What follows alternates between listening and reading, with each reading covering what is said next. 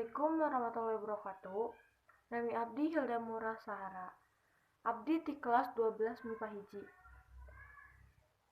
Abdi pikeun ngobrolkeun saeutik ngeunaan biantara.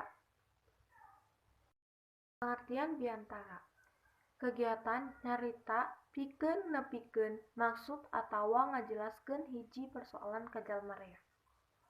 Rupa-rupa biantara eta aya genep. Biantara bubuka acara, biantara pangarahan, biantara sambutan, biantara peresmian, biantara laporan, jeung biantara pertanggungjawaban. Syarat basa dina biantara aya 2, nyaeta basa nu digunakeun gampang kaharti ku balarea. Nu kadua, basa nu ditepikeun kedah sopan, handap osor.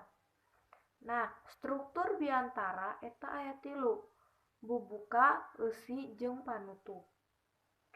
Bubuka biantara eta aya 4, salam pembuka, pangbagean, ucapan syukur, jeung tujuan biantara.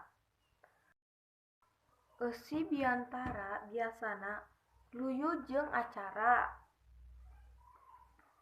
Nah, nu terakhir, panutup biantara aya 4, panghareupan, panghampuraan, panghatur nuhun, jeung salam panutup.